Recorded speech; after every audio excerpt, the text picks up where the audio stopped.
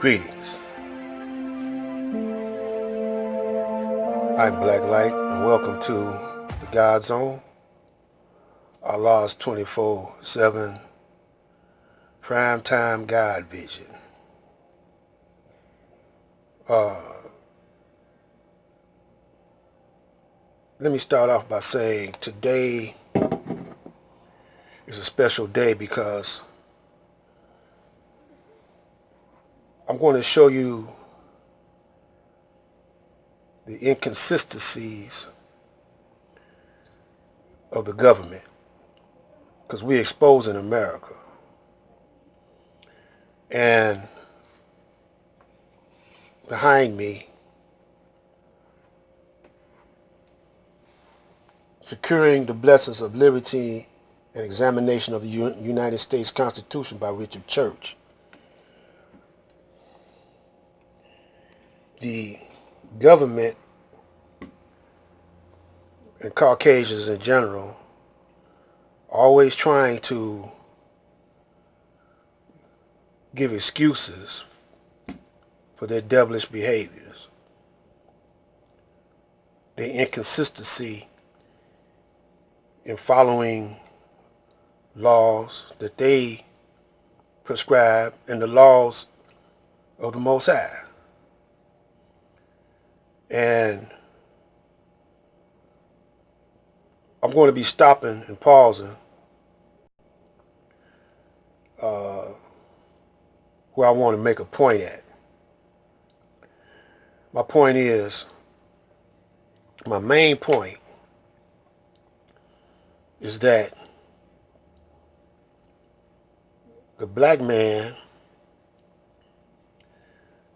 is a prisoner of war, then made slave, but still remains prisoners of war by an illusionist doctrine called the Constitution. It's illusion because it gives the black man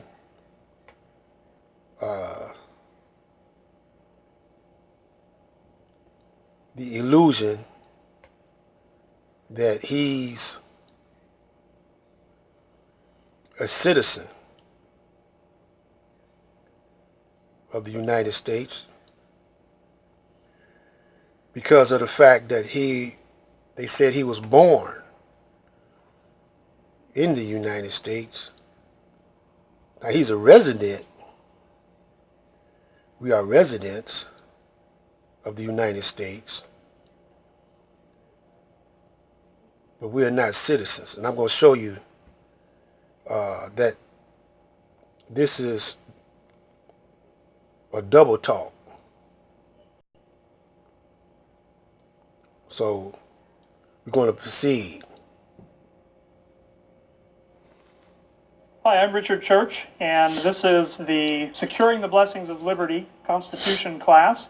I'm a pastor of a local church. I was also a delegate to the Continental Congress 2009, and I'm the 6th District Coordinator for Wisconsin Campaign for Liberty. And this course was designed really to give kind of an overview of the United States Constitution. We begin with the history of the Declaration of Independence and the Constitutional Convention, and then go through the text of the Constitution, the contract between us and our government that requires them to protect our rights. And this is the introduction where we look at a lot of the principles. Now right there,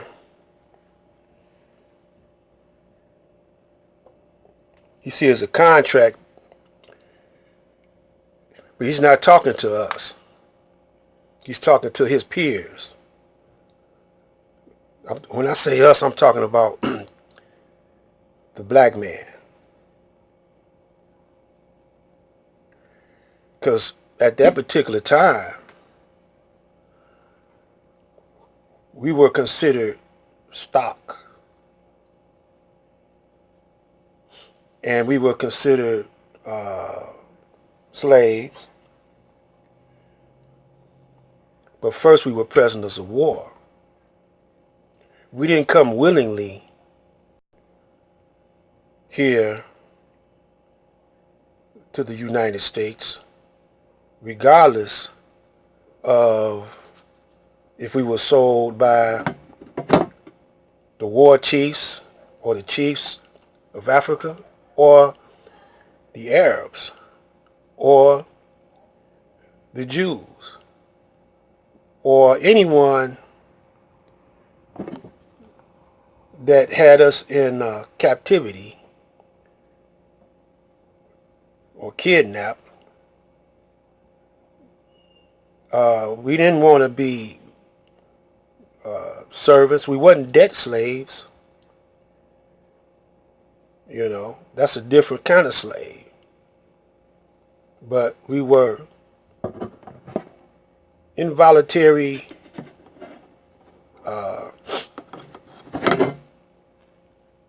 slaves or whatever. So that's a war crime. So let's continue.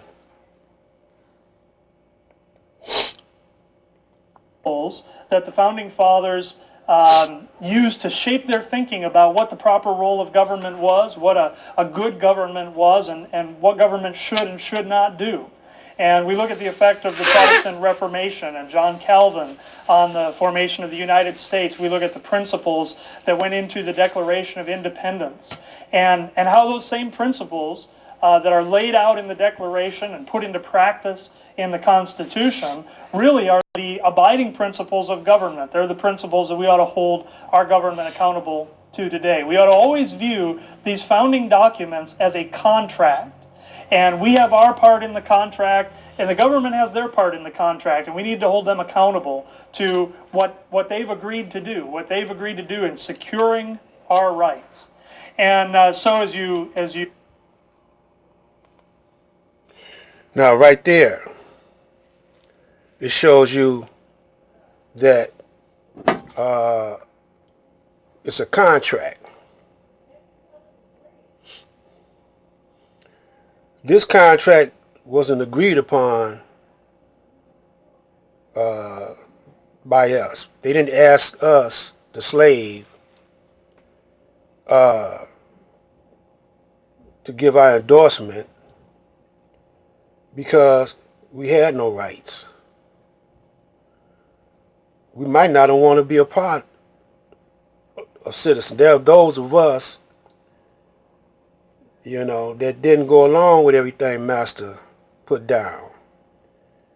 There are those of us to this very day that don't go along with it. They call us revolutionaries, but really we are unwilling participants,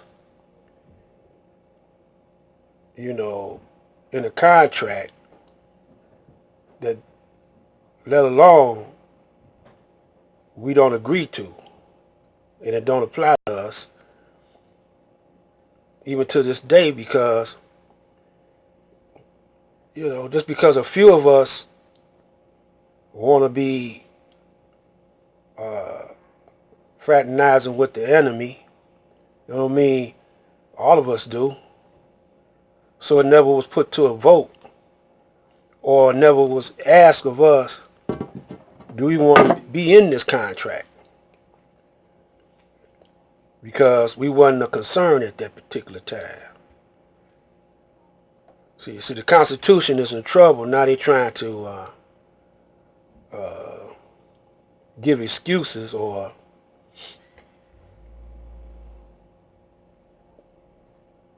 cover their backs, cover their backside, but it ain't gonna work.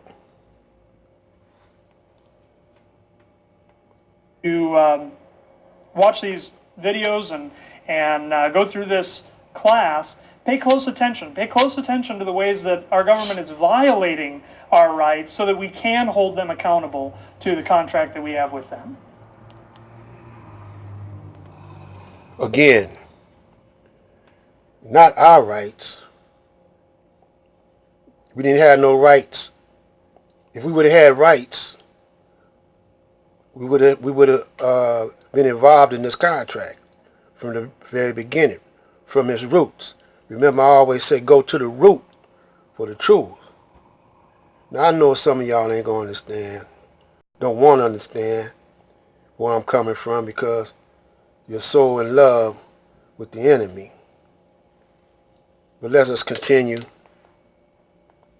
So this is the first class in Securing the Blessings of Liberty, an examination of the United States Constitution. And in this class, we aren't going to get to the text of the Constitution itself yet, but we're going to look at some of the ideas and the history that led up to the writing of the U.S. Constitution. And in order to understand a document, you have to understand the foundation on which it's based. And so we're going to, in this first session, we're going to especially look at the things leading up to the Declaration of Independence. And really the Declaration of Independence and the Constitution are designed to go together. I mean, they're two separate documents. They're separated by a period of years between their writing. But really the principles of the Constitution are based in the principles of the Declaration. And understand that the Constitution really is not much of an ideological document. It doesn't lay out a lot of principles and theory for you. It's a very practical document. The Constitution, when we get to the text of the Constitution itself, it's about how the government powers are to be divided. It's about who's to have what power and those kinds of things. The principles of the Constitution are really laid out in the Declaration of Independence. But we can't start with the Declaration of Independence.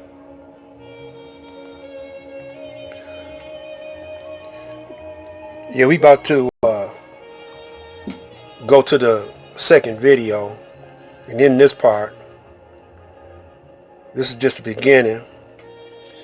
We're also going to outline Muhammad Ali, how he, under the guidance of the Honorable Elijah Muhammad, challenged the United States government. And then you hear foolish people like young Pharaoh and all the rest of them little brothers. They don't have enough nerve to challenge the government. But the Nation of Islam did, and won a whole lot of challenges. So stay tuned for part 2.